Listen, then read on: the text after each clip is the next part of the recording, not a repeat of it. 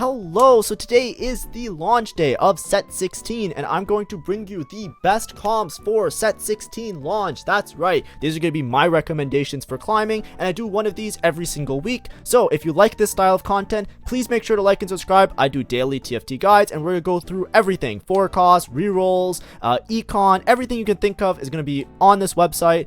So make sure to like and subscribe if you want to get updated on set 16. So the way I normally do these guides, by the way, if you've never been here before, I do a couple of non-reroll comps, so like level 8, level 9-ish kind of comps, and then I give you some reroll options. I usually give you 3 of each, just to give you like a starting point, especially if you're a beginner player, some stuff you can have in a team planner, or some stuff you can have a little bit of a strategy around going into the game.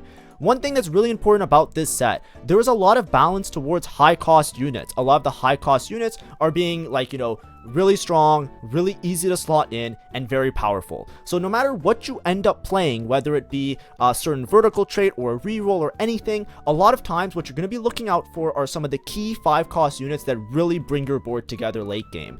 In my opinion, obviously it's opinionated, but that's how I roll on this channel. I'm just going to give you my best advice as a Grandmaster player, or however you see me, of what I think is the best for recommendations. These 5 units, if as many of these units that you can fit into your board with items, that is like a linear directional thing to how much LP you're going to gain. These are the units that you want to look out for. Shyvana, really powerful, also provides team-wide buffs. Ornn farms you the artifacts, really powerful, and also extreme HP, really good frontline. Fiddlesticks reduces armor and MR and also does a shit ton of damage as a nuisance. Mel, absolutely obnoxious amount of damage. Lucian Senna, probably the best unit that you can slot in on any board, gives durability, damage amp, and shielding to your whole team. And in certain cases, Annie is going to be a high cap option, but that is more specific, which we'll talk about after. She's not easily slot inable, but she is really powerful. So a lot of the optimizations for any of the comps I show you today are going to be to eventually get to level 9 and try and play some of these units. Not necessarily to skip the steps going there, but to eventually get there. Now, let's start with the comps.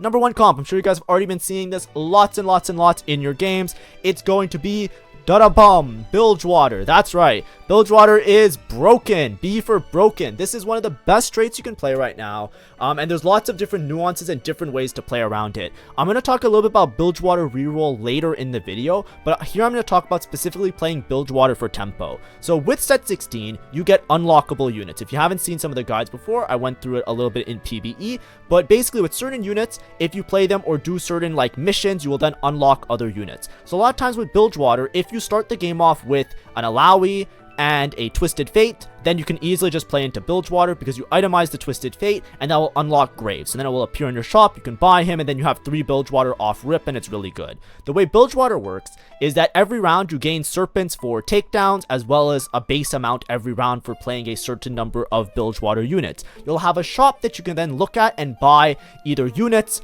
powerful upgrades, or like HP upgrades, or items, and all of those are really good for tempo. Bilgewater allows you to very easily dictate the pace of a game because you will be way up on resources compared to everybody else. You'll be able to upgrade your board, be really strong, have a lot of gold because you won't have to roll very hard for your units, and then be able to cap out around some high cost units because you basically save a lot of your econ and your items for much later in the game. When you're playing Bilgewater, the way that I would recommend playing it if you don't have a reroll spot is to specifically play for 7 Bilgewater on level 8. So here I just have a bunch of extra units. I just have 1 extra Bilgewater unit, but on level 8 you'll usually play something like this. When you unlock Tahm Kench, you can play Tahm Kench. Until then you play this guy, and then you're playing either a Juggernaut, a Warden, or a Bruiser to synergize with your front line until you hit the Tahm Kench. When you're playing around Bilgewater, you want to play for AD crit or caster type of items for MF, right? MF unloads a lot of damage. She also scales with cast. I would recommend going for a crit build like Infinity Edge Strikers, right? Damage amp pairs with your crit, makes sure your ults do really well. And then something like Shojin makes her a little bit more consistent, but you can also go triple damage. You can go for a base AD item, more damage amp, something like a Giant Slayer as well works really well. There's lots of different options here. You can easily swap this out.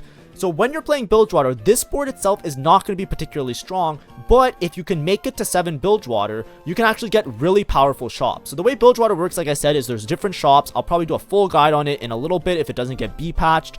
But basically, with 3 Bilgewater, you have these like options of shops. 5 Bilgewater, you have a little bit better of a shop. 7 Bilgewater, you have a little bit better of a shop. Notice that it's talking more about tier 2 stats and tier 3 stats and tier 3 units. And then 10 Bilgewater, obviously that's the one with a lot of emblems. It's like the Giga win out. But the idea is that you can basically farm for copies of units. So what you want to do is early game, when you don't have copies of the units, you want to farm up the units and upgrade everybody to 2-star, right? You just want to spend your Bilgewater Boko dollars when winning rounds or killing units to upgrade everybody.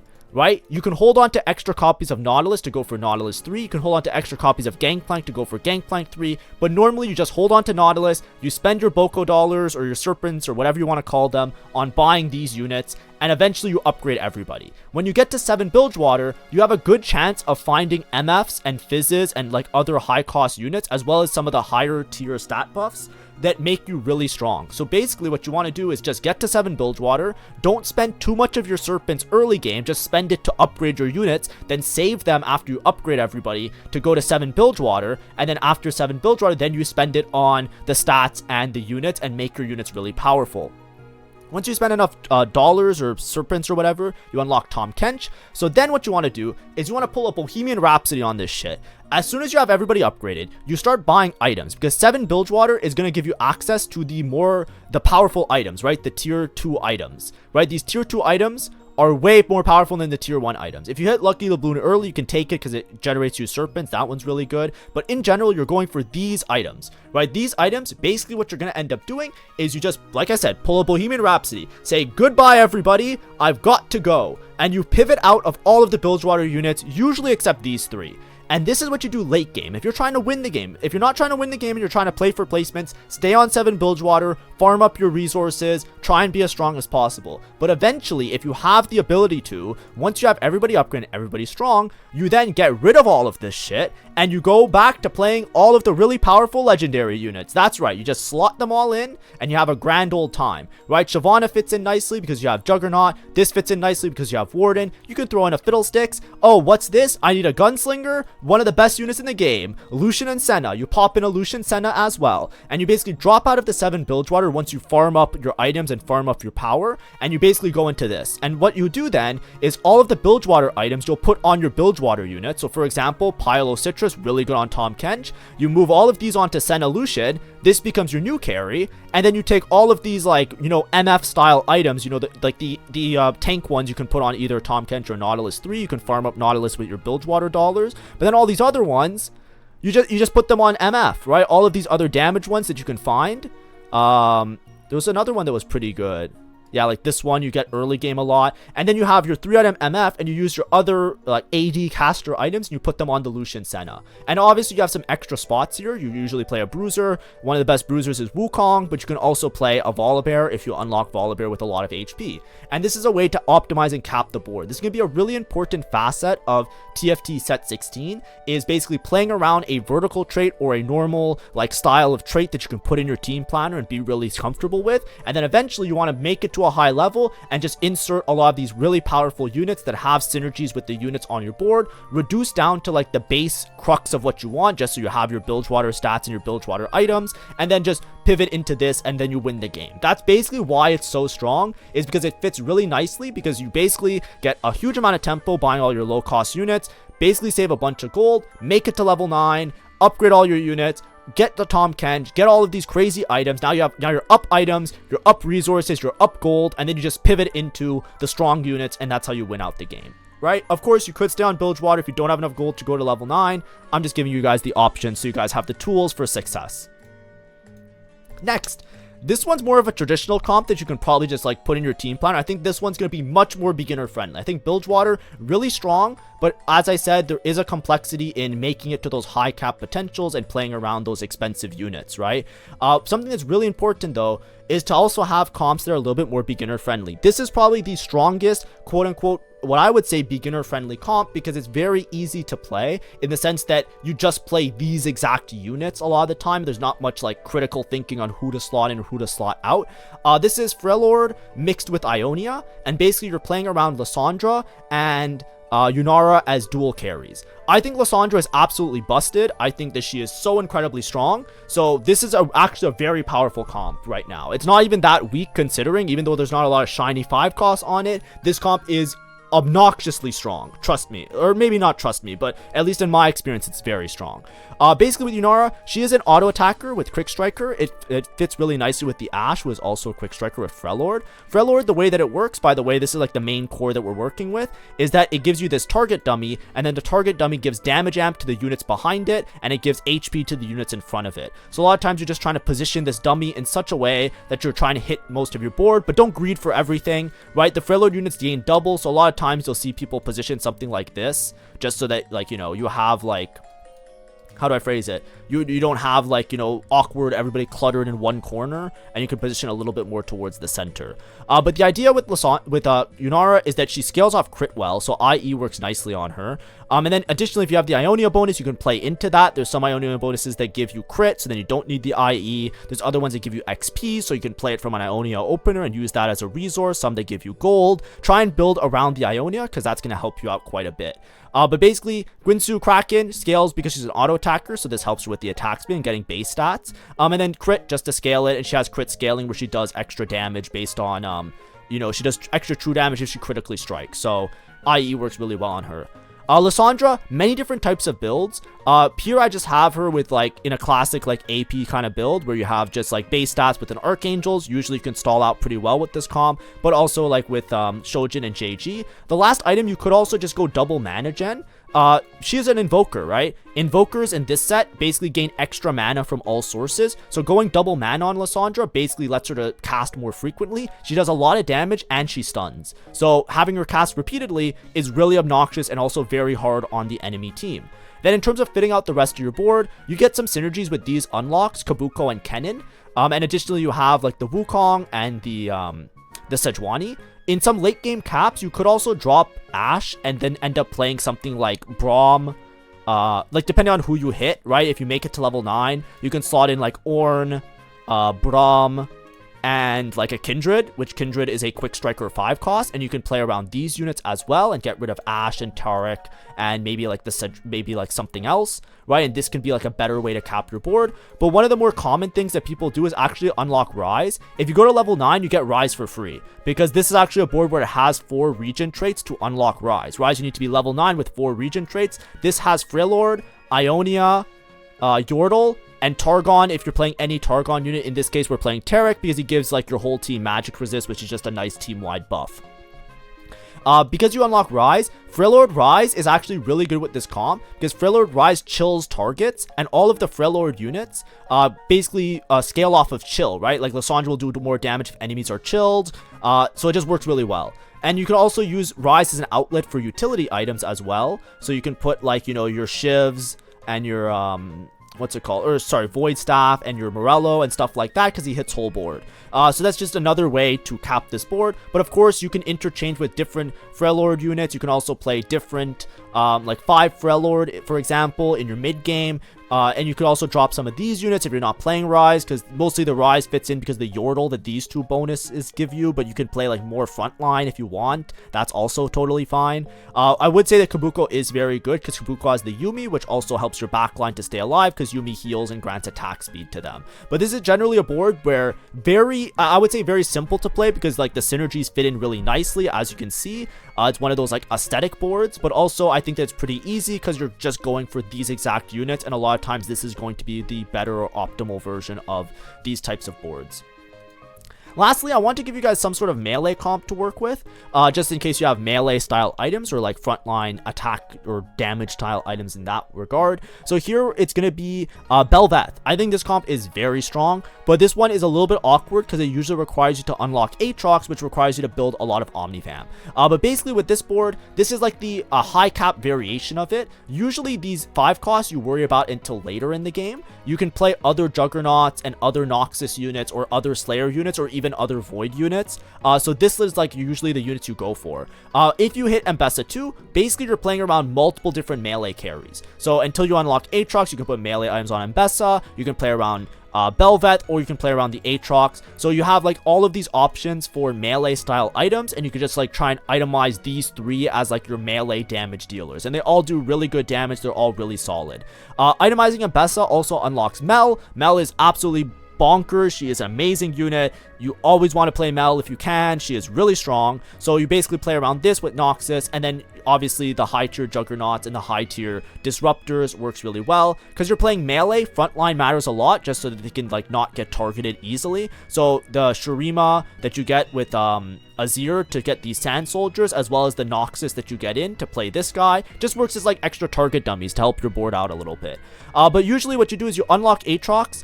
Bel'veth is a 2 hex range unit, so she's not like exactly melee, but she's kind of melee. She scales really well with attack speed, so QSS, make sure that she doesn't get stunned. There's a lot of stun in this game, so just to make her stun immune.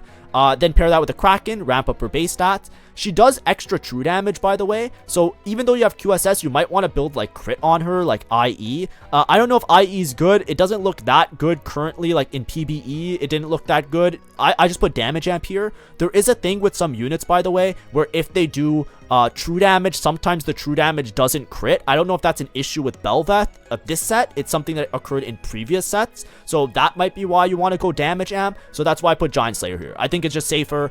You want to scale your base stats and your attack speed and all of that with some sort of like multiplicative thing. You don't want to put like a Deathblade here or another Kraken, for example. So instead, Giant Slayer gives you the damage amp, helps her to tank bust a little bit, and then also gives her some extra attack speed and some base stats, so it's fine. So I think Giant Slayer is going to be one of the more preferred options, but of course, if you have like a crit build, you might be able to run IE. Like I said, it just doesn't look so good right now, but maybe that's just like early set. We'll optimize later when the set becomes more mature. It'll be very obvious what's good and what's not good exactly, but I'm just saying that's something that's just in the past. That's why I'm making this recommendation. Atrox, I think, also likes attack speed. Here, I just put the Omnivamp items on it because Atrox unlock condition is a champion with 40 Omnivamp. So usually that requires you to build 2 Omnivamp items and usually slot in Slayer. Like, you know, in place of Atrox, you'll probably have a early game around a, what's her name? Around like a Briar, like Noxus Slayer. Like this will probably be on your board, and then you swap it in for Atrox later. Another thing that's really great with this is that there's Ornn artifacts that give you Darken. So Darken right now just gives Omnivamp to the units. If you get 2 Darken in, you actually can recover HP, which is really nice for placements. But a lot of times you can actually just like slot in those and be really strong. Of course, if you have a Void that works on Bel'veth, you can also put in Void, right? Right now, I don't have that many units on this board. I only have 8. But like, you know, if you're not level 9 with the 5 cost, a lot of times just playing any Void unit works really nicely. If Bel'veth has one of the Void items that scales off attack speed or does really well with that, right? Like this one, damage amp for every 3 attacks is pretty good. And then some of the other ones, I think there's one that does true damage after dealing damage, one of those. But usually like anything that's like more offensive oriented could also work on the Bel'veth. Anyways, those are the 3 comps. There are lots of other comps that are playable on the current game. We'll go through them as the course of the set goes on, but as a starting point, I think these are 3 of the more, at least to me, successful or powerful game plans that you can have in the game right now. If you're just trying to focus on like very few comps, if that makes sense. One thing I wanted to mention though, before we get into the reroll, which I'm now going to talk about the rerolls, I made this little thing. I was going to make a proper announcement of it, but for anybody who doesn't know, I do different tiers members on YouTube. So there's silver, gold, and prismatic. I changed them from tier 1, tier 2, tier 3 because I thought it would be cooler. And I made a little infographic. I'm going to probably make this in a proper announcement in the later weeks. I just didn't have time today. But if you want to support me by other means, you can do that. But also gold and prismatic members, VOD review, or coaching. So if you want to get coaching, a lot of people ask me because I don't advertise it very well, but you can sign up through the YouTube members offers, and then you can get coaching that way. Additionally, if you sign up for prismatic coaching this set while supplies last, I have around like 20 or 30 of them. I have holiday bundles available at my art store. So these are little poros with a poro card if you want. If you sign up for prismatic coaching or prismatic tier with the coaching, you'll get one of these for free, right? You don't have to pay for it. I'll send it to you when we do our coaching session, and you can do the coaching at any point during set 16. So that's just something to look out for if you're interested in that. But anyways, let's get into the reroll comps now. So similar with the 4-cost comps, I'm going to give you 3 reroll comps that you can play around. One of the more powerful ones, this one is a little bit awkward, a little bit risky, but it does cap very high. This is Ixtal with Bard. So if you don't know, Bard, if you reroll 4 times before stage 2 carousel, so really early in the game, you get Bard. Bard allows you to get copies of units as well as rerolls. If you lose rounds, you get rerolls or you get free shop rolls. And then if you win rounds, you get copies of units. The copies of the units is slightly tailored. Nobody knows exactly how it is. It's not fully random what units you get, but you sometimes get units that are like either on your board or active on your board. So he's really good with reroll in that regard, because if you're winning rounds, you often get copies of the units you want, which helps you in the reroll sense. And then if you're losing rounds, which you usually do early with reroll, then you can basically just gain a bunch of rerolls to help you to hit all of your units. You play this usually like a 2-cost reroll, and you want to basically try and get Ixtal in as early as possible. Ixtal is not really the exact lose streak. It's not like a Crystal Gambit or anything like that, but it does usually require you to be a little bit weaker and you sometimes lose streak. But basically you get these quests, and with these quests you unlock these sun shards, and then eventually you get enough of these sun shards, and then you can cash out, and you get like a huge massive amazing cash out that usually helps you to win the game. Usually that's around like 500 or so, but basically just keep taking missions. Easier ones are easier to cash out with, and harder ones are obviously harder to cash out with and give you more, but basically just play that, and that's like the main crux of this. So a lot of times what you want to do is you want to play Bard, or find the Bard early. Usually play it off of having like a Nico Kiana early game, because basically you're just going to try and roll and find 3 Ixtal at the start of stage 3 if you don't already have it early game. If you have it early game, if you have 3 Ixtal, then you're just playing this. It's just GG. You just go for it, and it's really great. But if you don't have Ixtal in, but you have like a decent Ixtal spot, then you can just go for like rolling for Emilio on level 6 like early on stage 3, and then just start your quests then.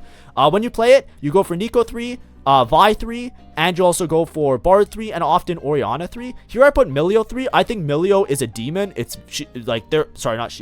They're very strong, extremely powerful. So I think that if you can go for Milio 3, but a lot of times you end up just going for Oriana 3 because it's a little bit harder to hit the Milio. It's a little bit more expensive. Depending on who you itemize, then you just put the items on this unit. Bard, a lot of times you want some sort of scaling. I like Shojin Archangels and then like crit with JG, but you can replace Archangels with more upfront damage, right? You can build like a Rabadons or something like that, but a lot of times it's like some form of mana gen and then some form of like AP and crit or AP and damage amp, or some rendition of the following.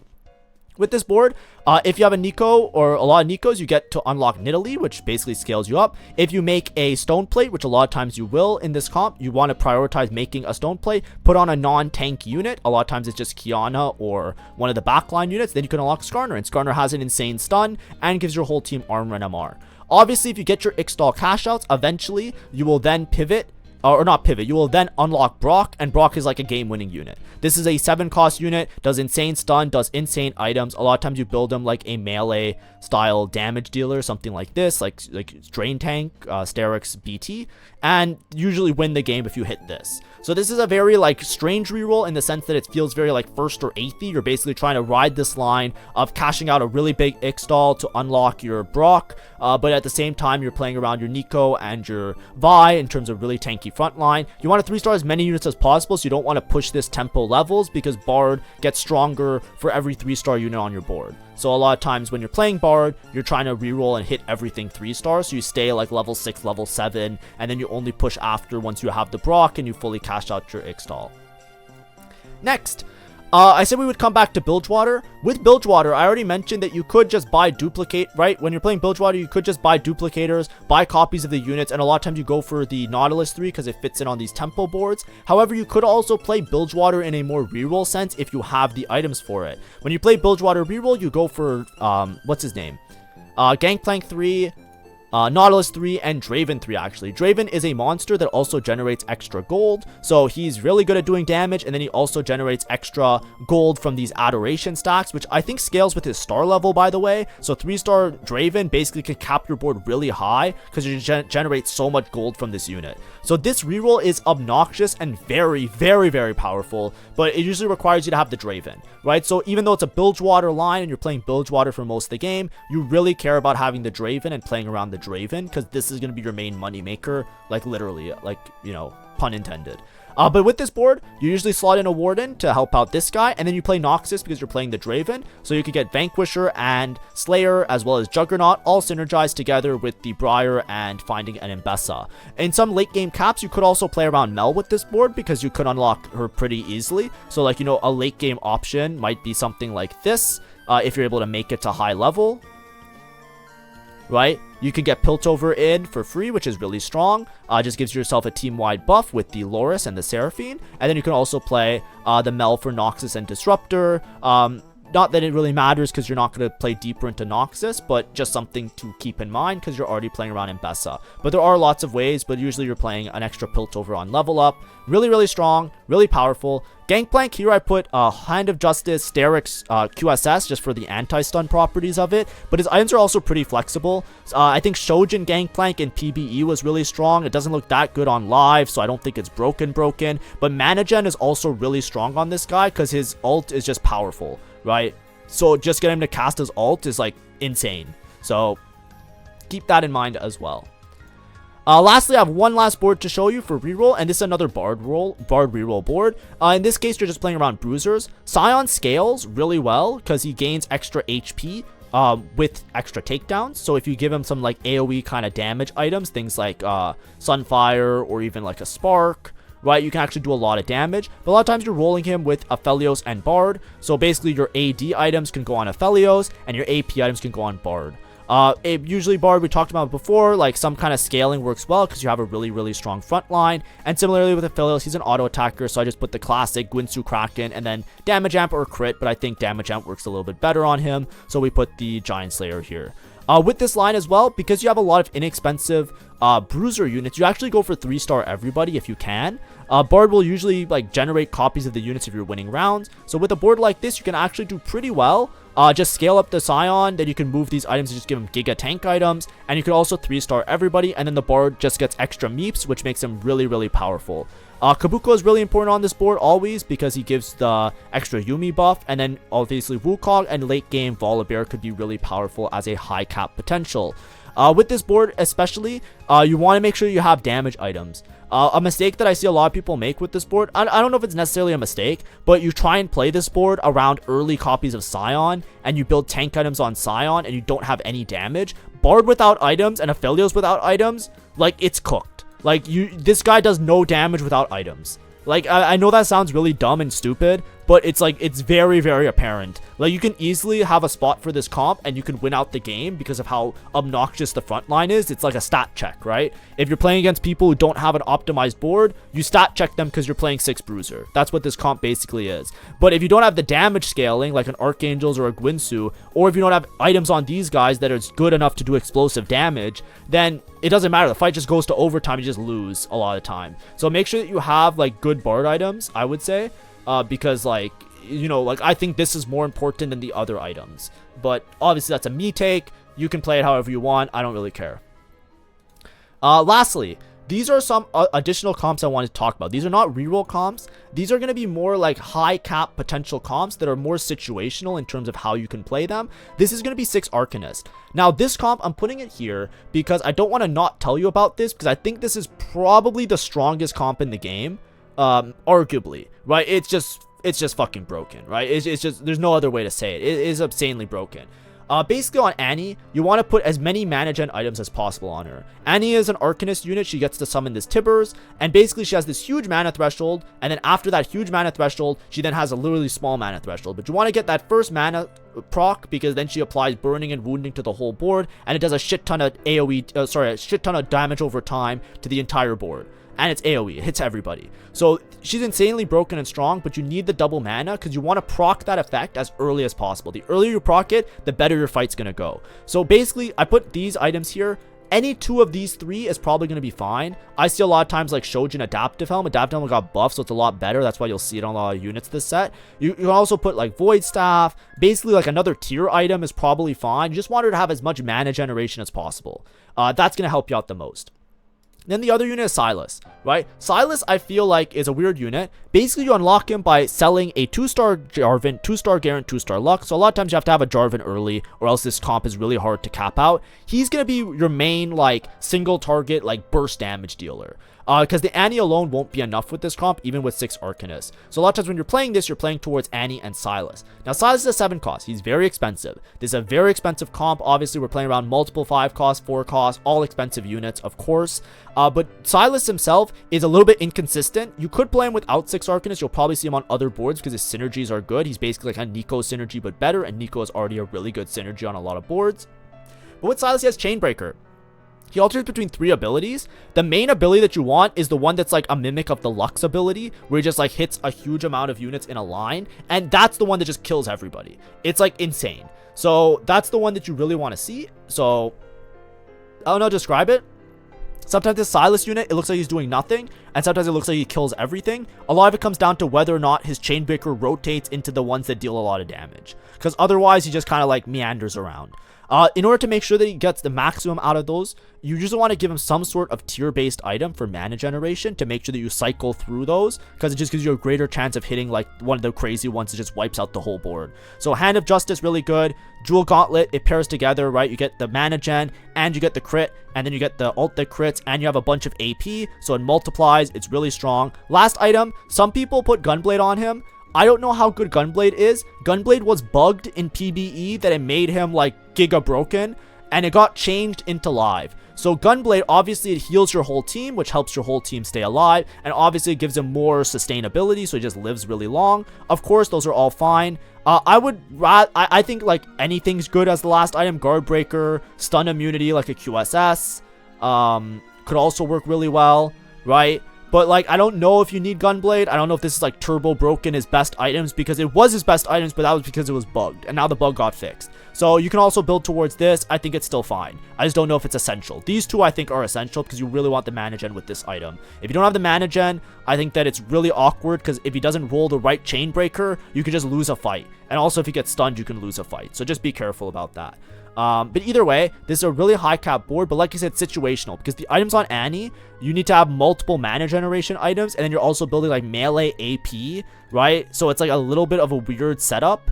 And a lot of times, in order to unlock Silas, you need to have 2-star Garen, 2-star Lux, 2-star Jarvan. It's like you're maybe playing from like a Demacia spot. You're maybe playing it from like a high tempo spot. Really, I think that it's like a little bit awkward, especially if you don't have the early Jarvan. But if you are in a spot to play this comp, you have early Jarvan, you have AP items, you have lots of tiers. This is definitely one of the highest cap comps in the game. Lastly, one thing I said before, I was talking about some of the high cost units. I was saying Mel is extremely broken, extremely strong. There's a lot of different flex boards you can play around Mel. A lot of times I play something along this line, where if I can make it to level 9, I basically play like, you know, something like this. Excuse me, right? Like around these units, right? You get Noxus, Disruptor, you play this Ambessa, which you use to unlock the Mel. Mel's really good with Adaptive Helm, because she, not only is Adaptive Helm really strong in this set because they buffed it, but also she mana reaves, she steals mana, and it actually stockpiles with that, which allows her to just get a bunch of mana. So it's really, really powerful. So a lot of times it's double mana generation, because her ult is just massive and she has a huge mana threshold, and then some sort of a scale link. Here I put JG. But these are some options of boards if you're in a spot to play around AP. You usually have to tempo with this board, because Mel on her own isn't usually enough to be like super strong. But if you can reach these high cap boards where you can fit in everybody and fit in a lot of these 5 costs, this is definitely another really, really high cap, really powerful version of a board that you can play. But anyways, those are all the comps that I wanted to talk about today. So I gave you some comps to work with, right? Some 3 costs, some 4 costs, some rerolls, etc. Hopefully that gets you started on set 16. Tomorrow, I'm trying to make like a holistic like how to play TFT guide, but it might come out the day after. Today was really long for me. I woke up late, then I streamed, then I played a bunch, and then I then I went to the gym, so that's why this video is a little bit later. But we're going to be doing daily guides. Like I said, all of the key aspects of learning TFT are going to be happening in the next couple of weeks, so make sure to stay tuned. I'll maybe post a schedule, or I'll talk about it. Not sure what's going to come out tomorrow, but it will be a banger video, so please make sure to show that support if you enjoy this style of content. Thanks for watching, have a great day, and see ya, bye bye.